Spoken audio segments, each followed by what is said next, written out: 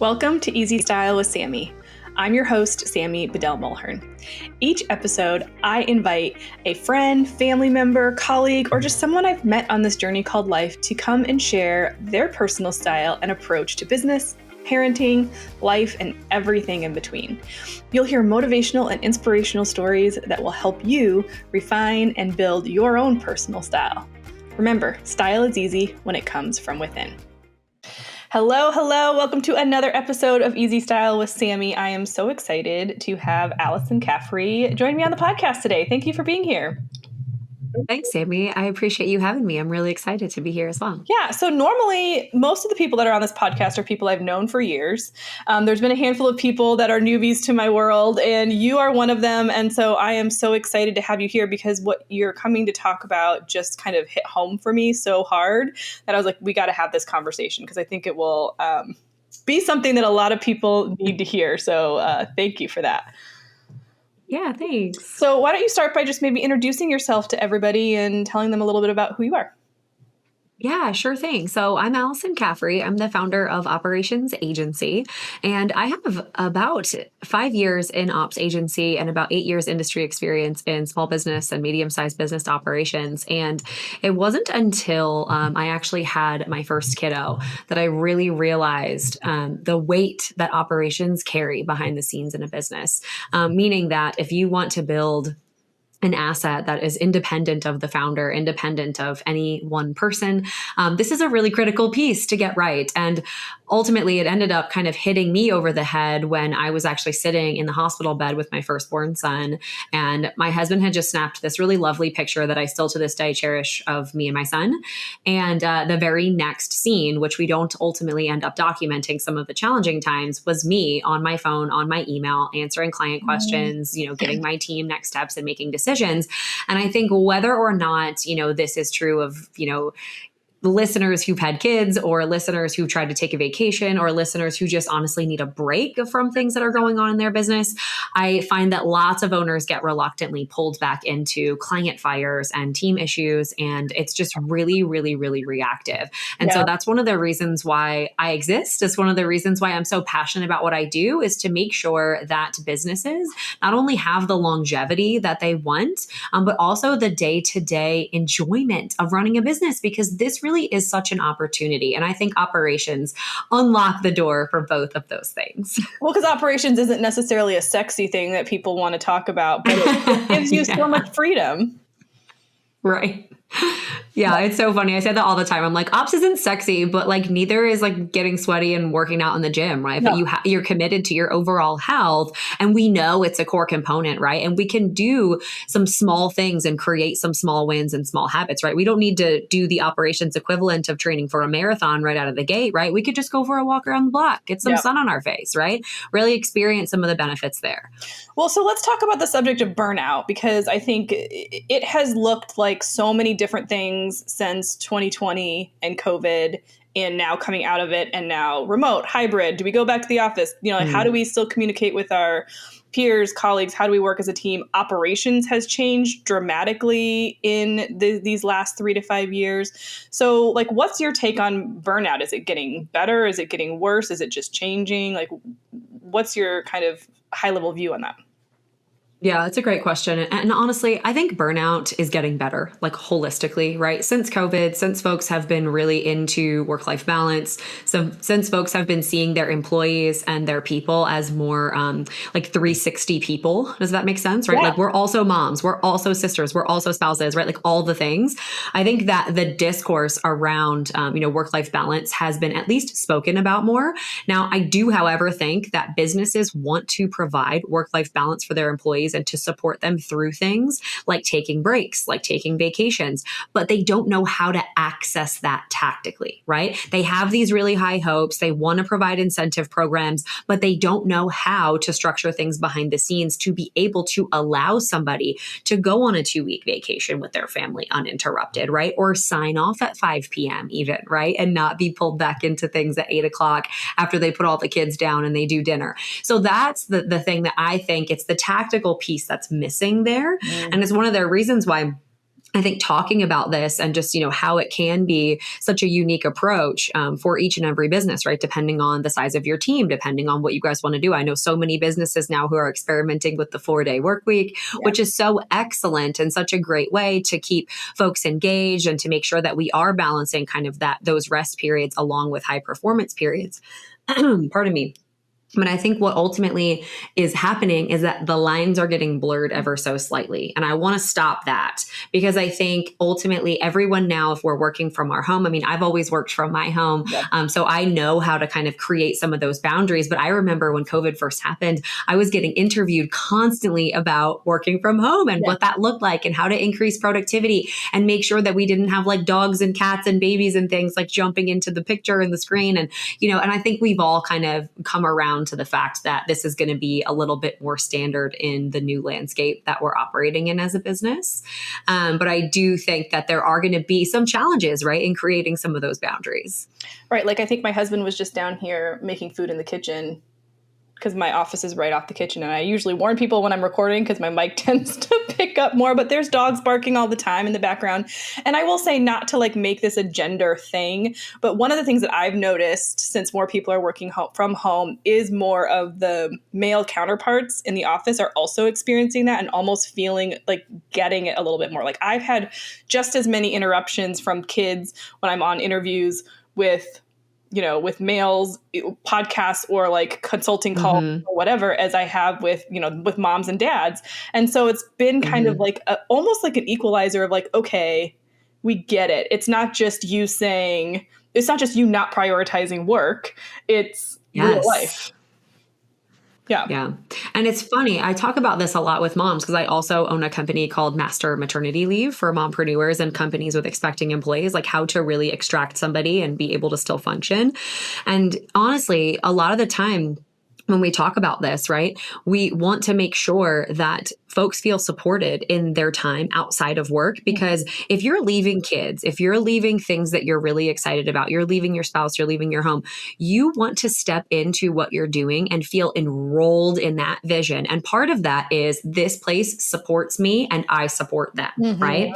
So that's a thing I think that I talk a lot about with some of my executive level folks is we're like, hey, look, how can I really help my team become more enlisted in what we're doing and really show up and do their best work? Well, that means checking some boxes behind the scenes, right? I need to know my kids are taken care of. I need to know my spouse and I's relationship is good. I need to know my personal health is in order so that I can stand here in front of you and be the best version of me, contributing the most I can possibly contribute in my role. So you can show up, ready to show up. Yes.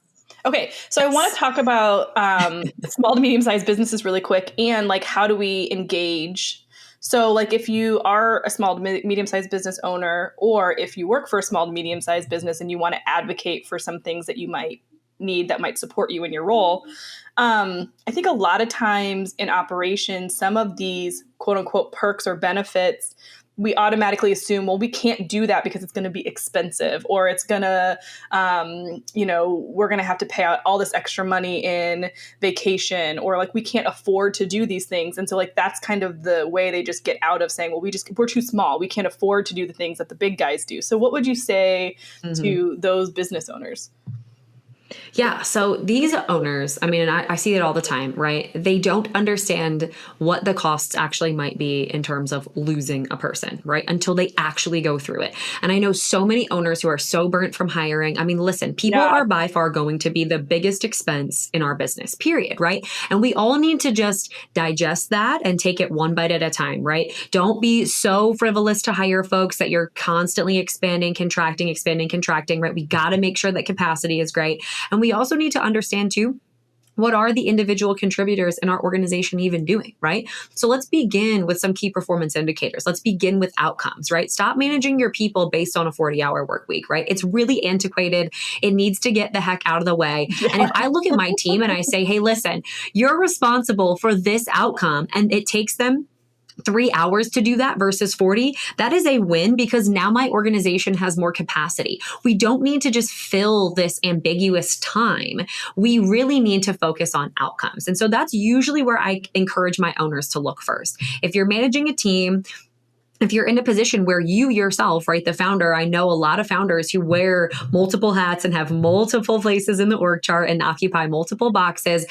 Define each of those roles. And I talk about this all the time too. There really does not need to be a negative stigma around wearing more than one hat in the business. And I say this especially for my small, lean teams.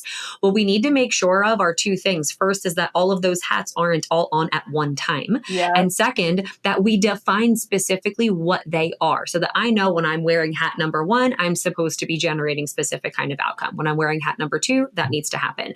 And then further, when you start crystallizing these outcomes, what ends up happening is probably the baseline foundation of operating is your standard operating procedures start to come out of those things, right? If I'm looking for X outcome, what's on the other side of the equation, right? It's these 5 or 6 standard operating procedures.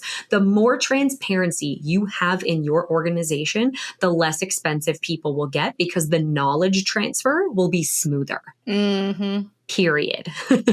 So if you have somebody going out on vacation, you can support them with that small term, short term expense. But over time, as the team comes in to support that person, and then that person supports the team as another person goes out, you have a really fluid, supportive way of operating. And there's nothing that is really living inside of a person's brain. That is going to be the biggest lifesaver.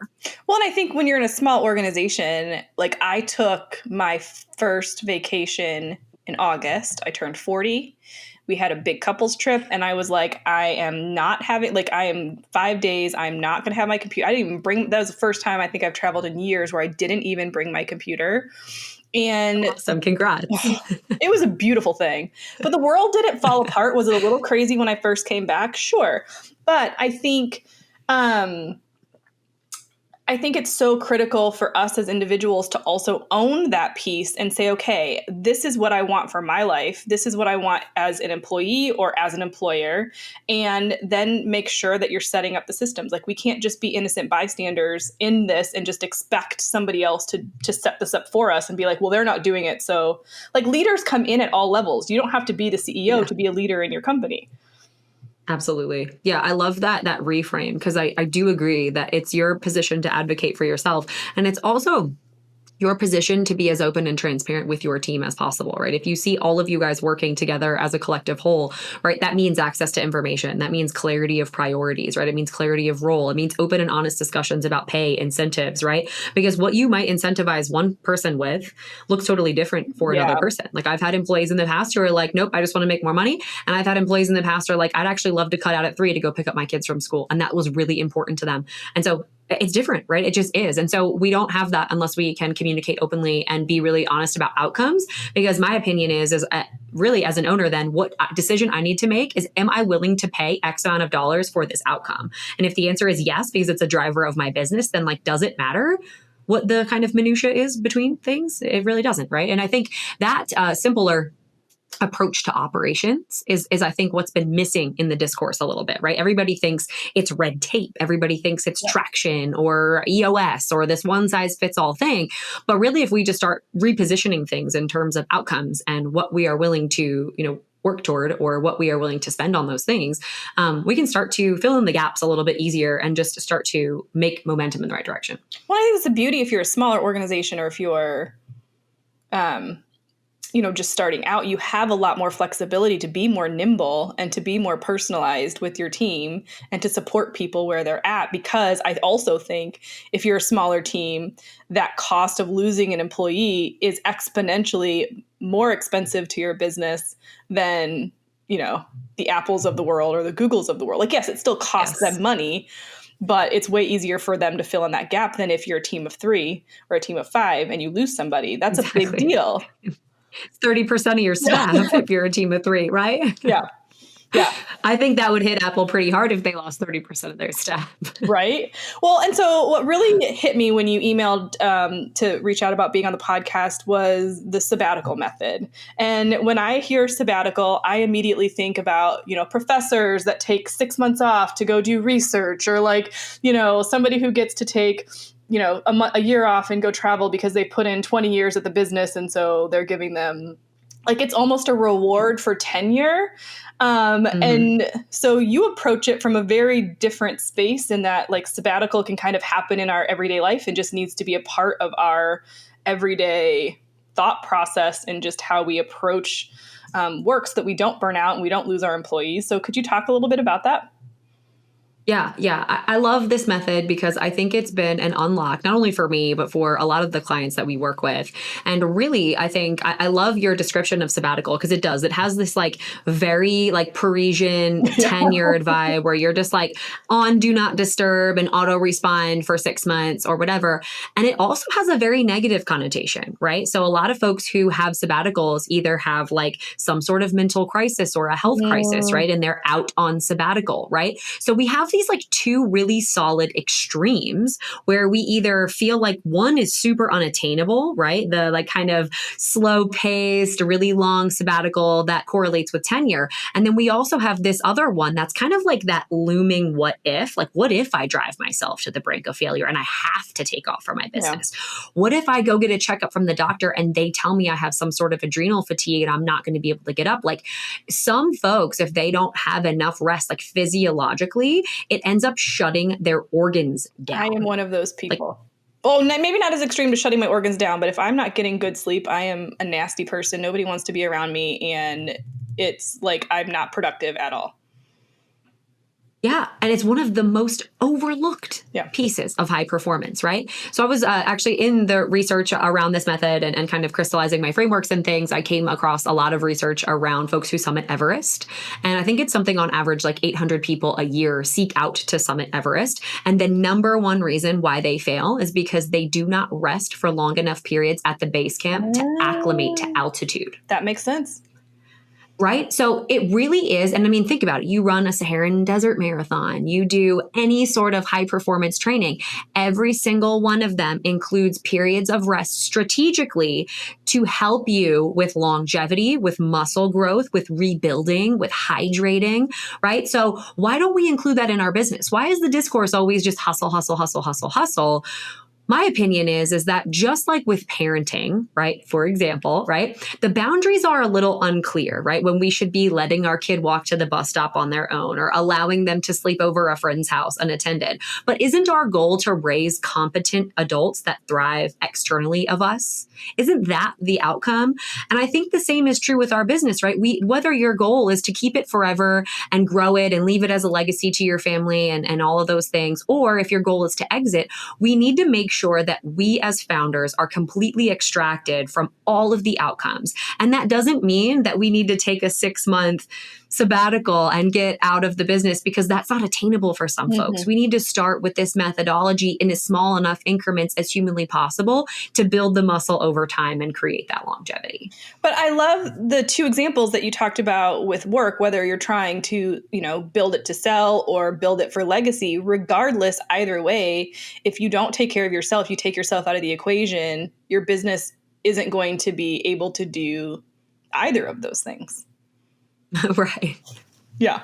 So it's so simple, right? But I think it's so overlooked, right? So we have this, we're able to come in and do some rest periods. And those also include, again, just strategic input, right? So where are we going next? Yeah. Allowing thoughts, allowing things to come into your brain to really incubate the team on, okay, what is the next step, right? And those, I mean, personally, I know, and for a lot of folks that we work with, a lot of that stuff comes at rest, a lot of those breakthroughs.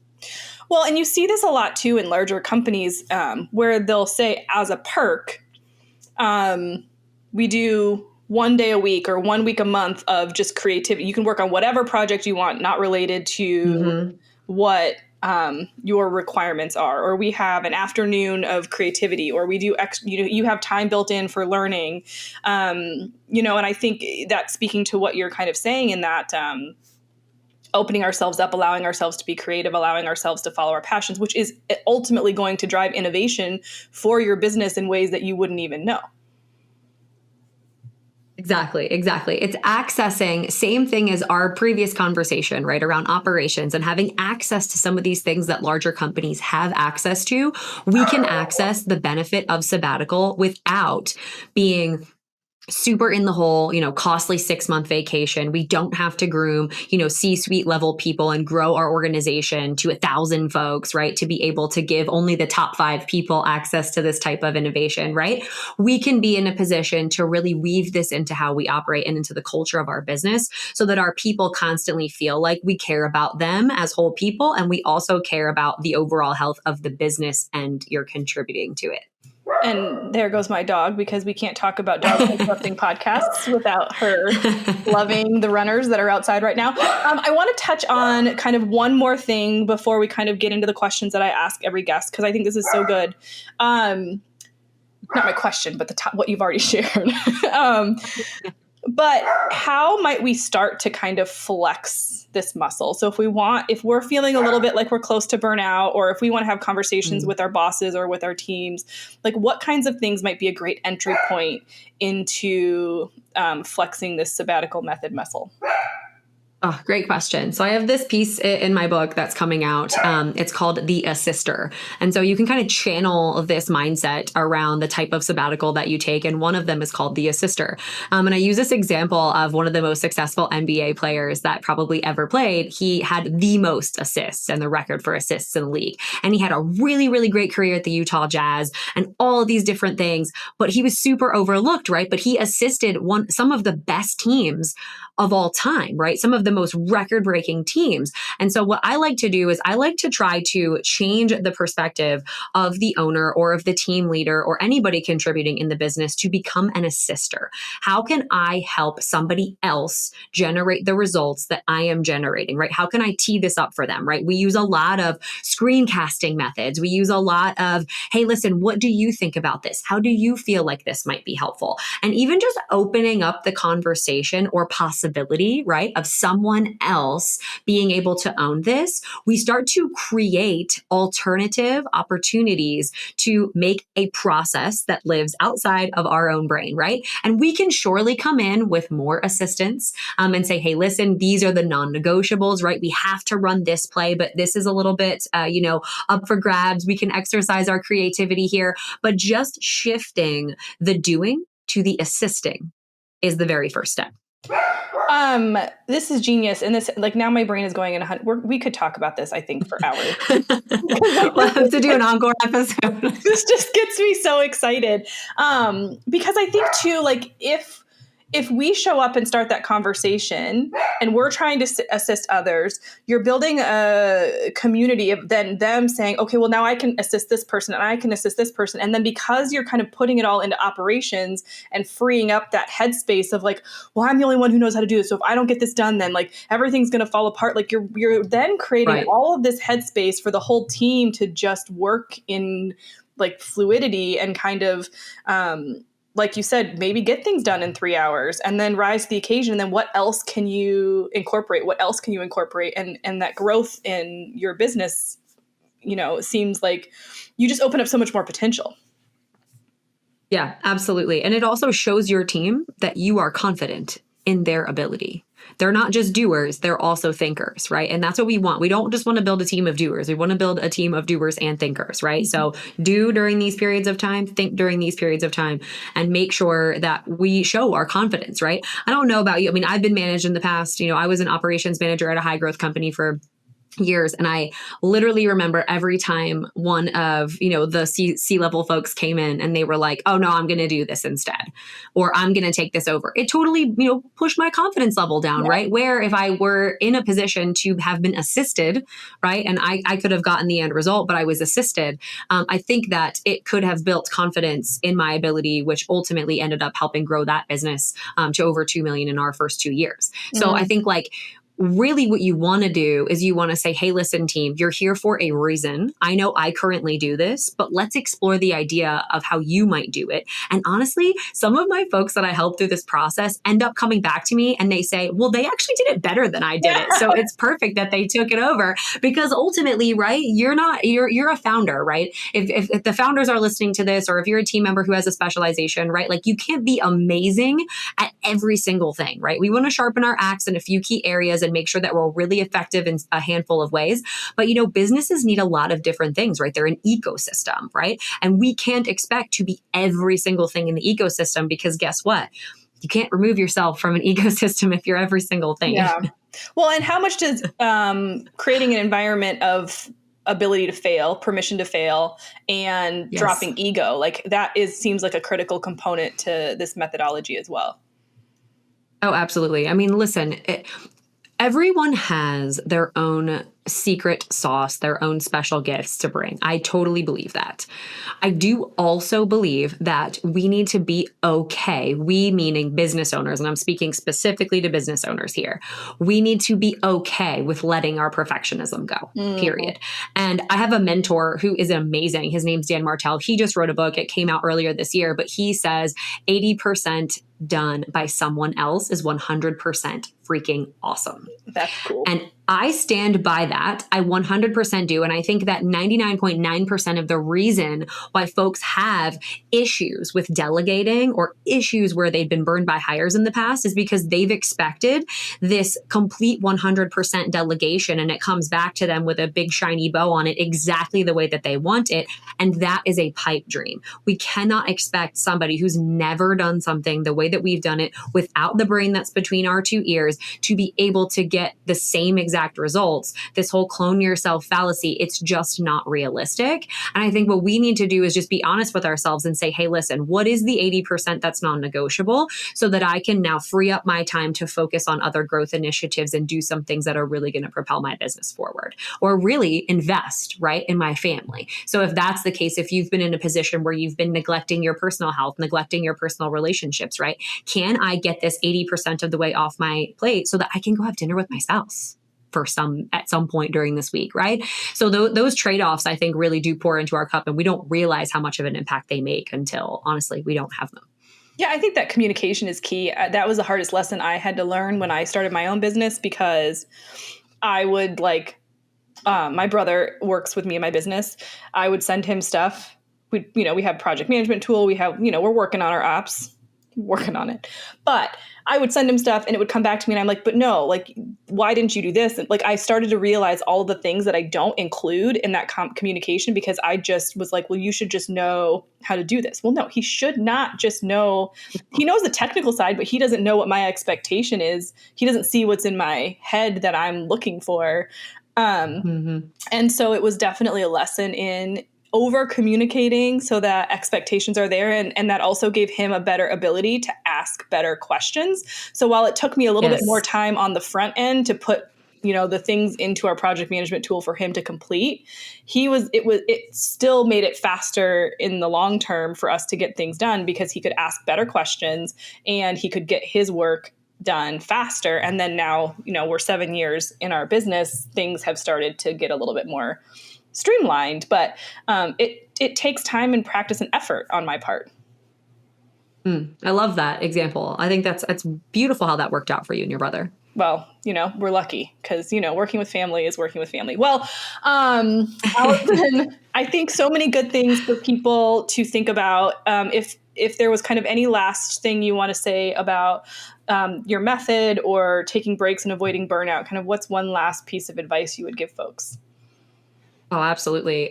So actually, I talked about this morning to my community. So the number one thing, if you want to kind of strip away everything that we've talked about, is in order to build confidence in how you operate, make sure to prioritize your physical health. And so if you're so tied into your business that you actually can't feel like you can nourish your body with whole foods, you can drink enough water, you can sleep enough, you can move your body at whatever cadence you feel comfortable, start to assess how you can make those things happen as soon as humanly possible. And you don't need to reinvent the wheel, right? We need to just do really critical things to make sure that we are nourished as a person.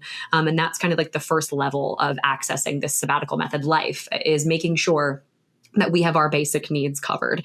And I think we show up as better professionals, better spouses, better fathers and mothers, and better partners and better everything if we have those basic needs covered. And I think from there, I am so confident that you will have the capacity inside of your decision-making brain to be able to get to the next step from there. But begin there. Begin with that confidence. A person who is rested and fed and, have moving their body, right? Someone who is at a baseline healthy, can move forward into larger projects and high-performing projects and high-performing businesses with confidence. That's such a good reminder.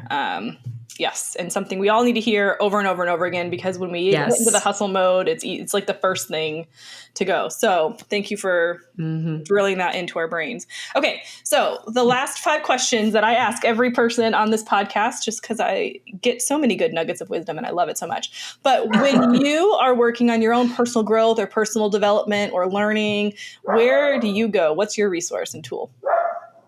Ooh, I love books. I am a voracious reader. Surely you can maybe see above me, but like my books are my lifeline. I really, really do appreciate all the knowledge and wisdom that is there.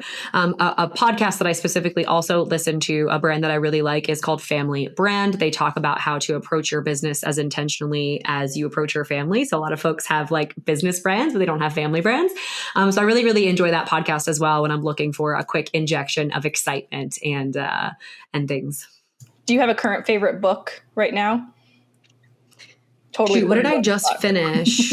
I just finished Essentialism for a second time, and I have 2 little boys under 3, and I read it back in 2014 when it first came out, but I just read it again, and it's taken on like a whole new perspective since I have become a mom and I'm like working through all these things. So Essentialism is what I just read. I really love it. One of my favorites is Atomic Habits by James Clear. Yep, that's a good one. That's a good one. Okay, would you consider yourself an introvert or an extrovert? I am an introvert with extrovert tendencies. I can surely hold a fun conversation and be light and bubbly and all the things, but I go home and I crash super hard. So the way that I recharge is totally with my nose in a book, hanging out, at home with my kids and my spouse. That's awesome. I'm the same way. I had you're my second podcast recording, and I had a client meeting today. So like after this call, it's going to be like mundane tasks for the rest of the afternoon. Oh yeah. It's lights out. It's like, I'll respond to this email, but I'm not making any more big decisions. No more decisions. Totally. Yep. What is something that you have on your goal list for this year, either personal or professional? Yeah, goal list for this year is Lauren on my team. Love her to absolute death. She's been with me for over 3 years. She's currently like head of our client services right now. And I really want her to be chief of staff and just be like our super duper champion for our entire team. So we're working on that transition. She's super excited about it. And honestly, I think she's going to crush it, like absolutely more than anyone's ever crushed a role. So yeah, I'm excited to up-level Lauren to chief of staff. That's exciting. What's a piece of advice that you've gotten from someone that has stuck with you? I heard a talk one time. It was a gentleman who used to train special forces up in Canada. And he had this really amazing quote. He said, "Don't chase your dreams, hunt your reality."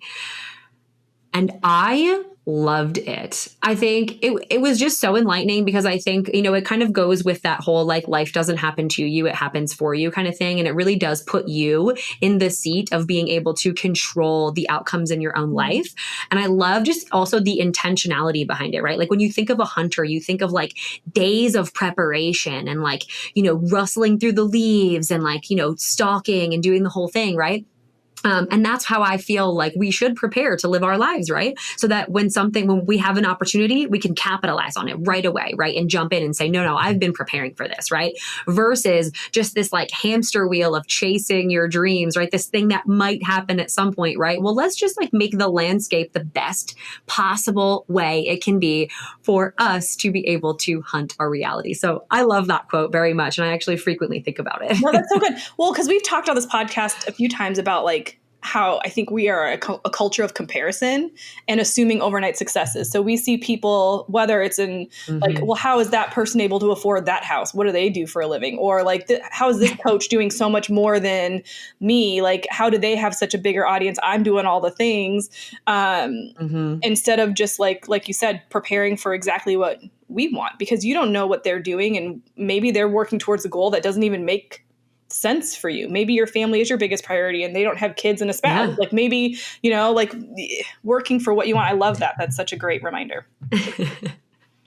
Thanks. Yeah. I also think, the comparison thing is a challenge because you also don't know what's going on behind the scenes with other people, right? Maybe somebody has a huge following, but maybe they have a terrible relationship with their family and friends, right? So you really don't know. You really don't know. And so I think focusing on your own thing, focusing on adding value to the communities and adding value to the ones that you serve, and then obviously adding value in your personal and professional relationships and just keeping those blinders on is going to serve you. I mean, it's one of the most old school tactics. And honestly, that's one of the reasons why I love operations, is because there's no newfangled fancy ways of doing things, right?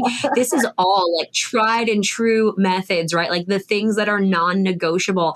I love it. I love the basics. It's just so freeing to understand that we don't need very much more than what we're already equipped with to have the life that we imagine. Yes, that's so good. Okay, what is a non-negotiable in your life? Speaking of non-negotiables. I love my family. I love to spend as much humanly possible time with my two young boys. I have a lot of bruises to prove it. And my spouse, he is just my biggest champion of all time. Anytime I've ever had a doubt about me, about business, about anything in life, he's always been no, you are capable. You can do this. And so non-negotiables for me are such consistent time with my family, and even more tactical than that. I don't miss lunches, dinners, or breakfasts, any meals with my family if I can help it. Are you all a work from home household? Yeah. That's awesome. Yeah, we are. And that is something I'm trying to practice, is actually taking time to eat lunch. So I'll work on that, and then I'll get to the other piece. But I think it's a beautiful thing, because mealtime is when so many amazing conversations just happen off the cuff. You're not forcing anything. And with the 2 under 3, I'm sure those are very animated meals. Oh my gosh. Sometimes at points frustrating, I'll admit. But I will say too that I think the act of having something else to do, right? It's when you're meditating and there's something that you're doing. For me, I've never meditated just sitting still. I've always been doing yard work or doing something else with my hands. I feel we access a level of creativity while we're eating our meals, because we have something else that our one side of our brain is focusing on. So then we can just say the craziest things. So my kids will just out with my older son specifically, because the younger one just screams quite a bit. And he's just yelling and wants to be, having lots of attention. But yeah, Frank will be saying the craziest things at dinner time. And honestly, it is just the sweetest, most fun experience ever. That's so great. Well, Alyson, thank you so much for being here, for sharing all of your amazing wisdom, for inspiring us to lean in to what we need and supporting ourselves and our teams. If people want to learn more about you, make sure they can get notified when your amazing book comes out. How do they do that? Yeah, operationsagency.com has all the goodies, ways to get in touch with me. You can purchase the book from there as well. And also, honestly, I really, really just love connecting with folks. I'm most active on LinkedIn. So if you want to send me a message, I will likely respond within the day or two. And if you have any specific ops questions, I really pride myself on being very accessible. I love that. Well, thank you so much for being here. I don't know about you, but I needed to hear some of those things today about taking care of ourselves, prioritizing ourselves, avoiding burnout, supporting our teams, really looking holistically at our work and how we show up. I think I love the way that Alyson really reframes all of that for us so that we can show up as our best selves, not just for the people around us, but for ourselves as well. You can grab all of the resources and information on Alyson's book at easystylewithsammy/19. I really think that you'll find some of the things that she's sharing in those resources to be super helpful for you and your approach in rethinking and reframing, or even just talking with your management and your team leaders on how you can rethink the way that you show up and the way that your team is fully supported. So again, the show notes, easystylewithsammy.com/19. Check us out on YouTube at Easy Style with Sammy as well. If you want to watch video versions of these podcast episodes, make sure you subscribe, whether you're listening or watching, so you don't miss out on a single episode. They come out every Thursday. And I thank you so much for listening. Share it with a friend, and I'll see you in the next one.